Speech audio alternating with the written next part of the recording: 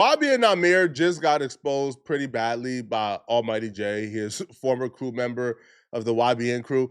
Now, the story of YBN Amir is a cautionary tale for every green, fresh booty boy who moves to LA. Because the Wabi and Amir tale is a tale that we've seen time after time after time. Wabi and Amir was once a young kid with a thriving rap career and a lot of promise, had the hottest song in the world at some point, moved to LA after getting some success from Alabama. And when he got to LA, he got convinced by gangbangers he needed them to survive in LA. And then he joined a gang and his career went downhill. We've seen this story play out time after time on rinse and repeat to a lot of other artists. I mean, this happens more than you know. It's probably the norm in LA, to be honest. Gangbangers bring nothing to your life but sorrows and pity. And chaos. I'm sorry, bruh. But when you move to LA, you start to think, man, I need them to survive out here. They're going to protect me. The whole time they can't even protect themselves. Okay? How why would you think they can protect you if they got dead homies? You think they love you more than they love their dead homies? Use your brain here for a second, bro. They got dead homies. You think they love you, a stranger, a transplant, more than they love their own dead homies? If they couldn't save their dead homies from being dead, you think they can protect you? Cut it out, man. They have nothing to offer, right? They're moochers. They would leech upon you. They would drag your career down. They will isolate you from your family and friends.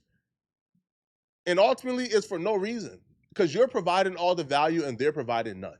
But Wabi and Amir had been brainwashed by these gangbangers for so long that he still to this day, while his career is at the lowest it's ever been because of these gangbangers, he has still convinced himself that they are still valuable. Okay, so the exposure of Wabi and Amir took place when Almighty J was on live stream and they asked him, man, why did the YBN crew break up? Y'all was having a lot of success. It looks like y'all was going up, and then all of a sudden we just stopped seeing y'all hang out. And Almighty J said the realest thing I think I've ever seen anybody say. What was the reason why y'all fell off? Namir joined the gang. Well, you gotta talk clear. Namir moved to LA and joined the gang.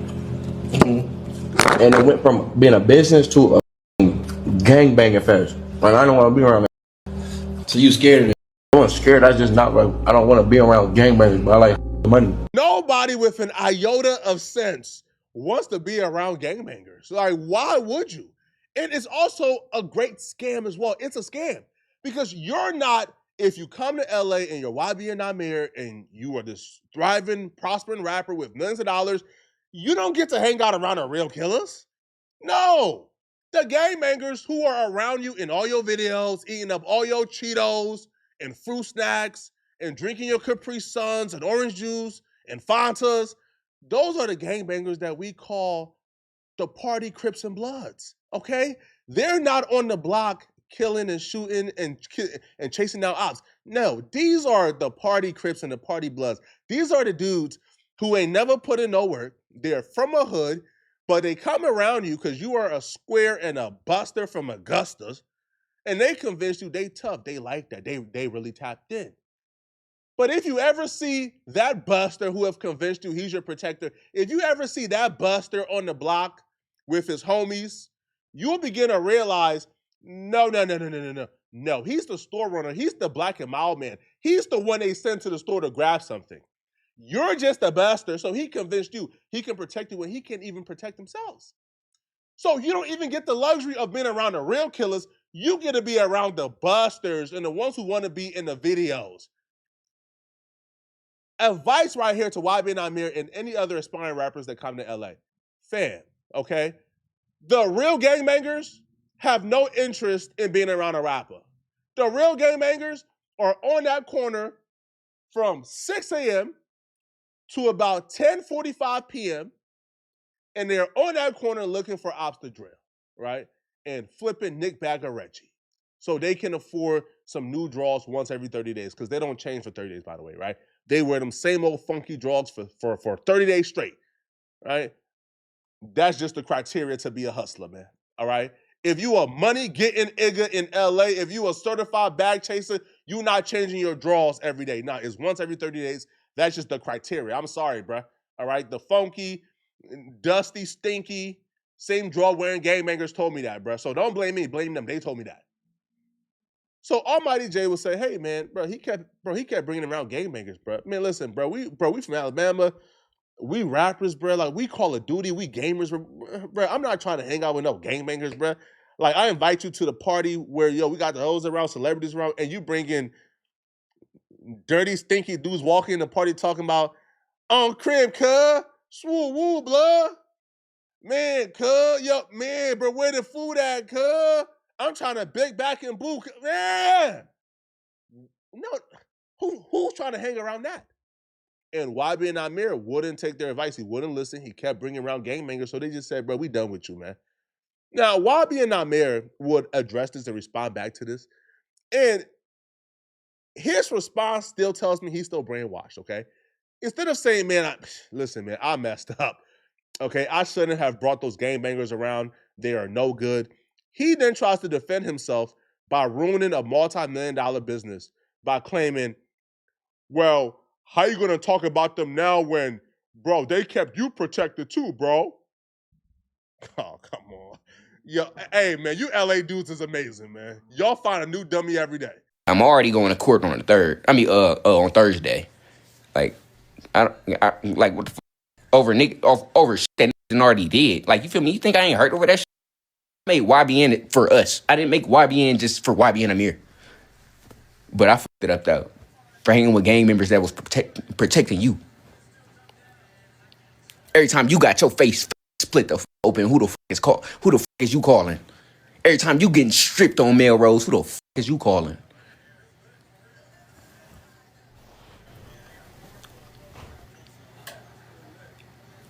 Okay, if you gonna say that, let me say what the fuck it really is then. What's the purpose of the gangbanger if they're only showing up after I get attacked, after I get robbed, after I get my face slashed open? I thought they're supposed to be there to protect me. Here's the thing: nobody can protect you in LA. Okay, and the gangbangers who telling you they can get it handled after the incident happened, first off, all they're gonna do is politic you to death. That's a politic you to death. Okay, right. They're gonna hop on that phone and they're gonna on the set and nah, cuz you wrong, cuz. Nah, blood, you wrong, blood. To death. And nothing is gonna happen. Right? You might get your chain back, but nothing is gonna happen, bro. You know why? Because nobody you know has enough influence to dictate that all of LA is gonna leave you alone. Okay, it just doesn't happen. But he's still in his head thinks that these gangbangers are keeping him safe, not even understanding he's literally feeding them. Like you are their life source. You're keeping them safe, to be honest. Not the other not the other way around. YBN broke up because Namir was hanging around gangbangers? No. YBN broke up because you did some foul ass shit and almost got my mom killed. And I ain't say nothing about it on the internet until now. Jay got robbed because of me. Jay ain't never get robbed because of me. Jay put himself in the situation that he got put in. And I told Cub, bro, this is not the game. This is real life. You in California, you moving around, you doing wrong, nigga. On my mama, I was 5 minutes from Melrose when a nigga got robbed. I'm like, don't go. I'm like, wait for me. I want to get ice cream and weird shit. Like, bro, what the f? We don't only know what. Like, come on, bro. You feel me? That shit happened. He went to New York with some niggas that he thought was going to hold his whole shit down. Got his face cut the f open. Them niggas ain't do shit. Them niggas ran on this nigga. I would have never ran. I would have stayed right next to him and got my face cut open too. On mamas. I would have got my face cut open too. Straight up. And they don't even understand how loyal mother really is. Like, I swear to God, like, niggas don't even understand the loyalty that niggas got towards niggas. If I do something 100%, I'm doing it 100%. If I care about you, I care about you. If it's fake, then it's fake, nigga. If it's real, then it's real, nigga. On my mama, I ain't never put Jay in no situation. I ain't never in my life, you could ask this nigga, I ain't never put this nigga in no situation where he had to think about life. The only thing he thought about was leaving. Making sure he was okay. I'm the pancake. I'm the cake. I'm the cake ass. I ain't never ran on no nigga, did nothing towards that. On my mama. Never. Never been soft, never been a bitch, never been none of that. You can honestly, I swear to God, show me a video of me getting packed out. Show me a video of me getting stripped. Show me a video of me getting shot. Show me a video of me getting something happening to me. Show me a real video. So Almighty J took him up on his challenge, right? He said, show me a video. But apparently there's information that we weren't privy to that happened to YB and Amir that kind of went under the radar. But Almighty J provided some pretty compelling evidence. Now, my response to YB and Amir saying, I ain't never been, scary. I ain't never been that. I'm tough. If you were tough or never scary, you wouldn't have found a need to join a gang in LA if you're from Alabama. Bro, you came to a city as an adult. I think he moved to LA at like 17, 18 years old. Bro, you moved to LA as an adult. Why are you joining a gang as an 18-year-old? It doesn't make sense. So to me is, if you weren't scared, you wouldn't have joined a gang, okay? Well, Almighty J responded back, and he spoke on a lot of the things that YB Namir just says, but at the end, he revealed some information about Namir that I wasn't privy to, and apparently Namir got robbed by gangbangers, and they took his chain. I ain't gonna lie, y'all. Make this shit quick, gang. Bro spoke on your name. See, this is what I'm saying, y'all. Like, I ain't even supposed to be on here doing this, gang. You feel me? I'm finna drop an album in 2-3 days, Friday, gang. You feel me? I ain't even supposed to be on here doing this, gang. I'm supposed to be promoting my album, gang. But this went on live. I'm finna start again, y'all. You went live and said, I'm finna start again, y'all. This went on TikTok. Like, y'all see I'm live on Instagram, right? Like, I'm live on the gram. Like, I don't want to send me gifts and no shit like that. You feel me? I don't want to think I'm trying to gift for him. This went live and said, well, you got your face cut, nigga. Them the same you was calling protection. Gang.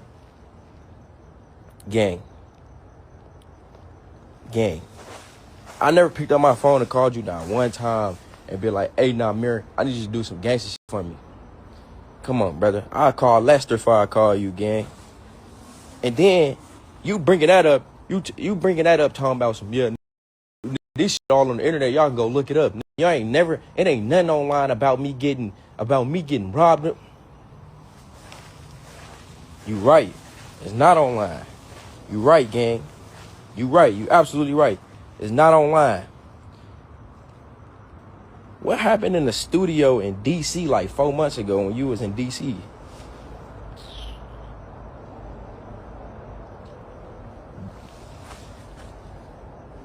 What happened in that studio? What happened in that studio 4 months ago when you was in D.C.? Huh? You forgot what happened in the studio when you was in D.C.?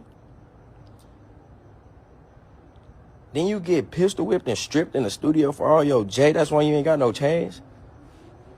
I'm tweaking. If I'm lying, I'm flying. I put this on my mama life, man.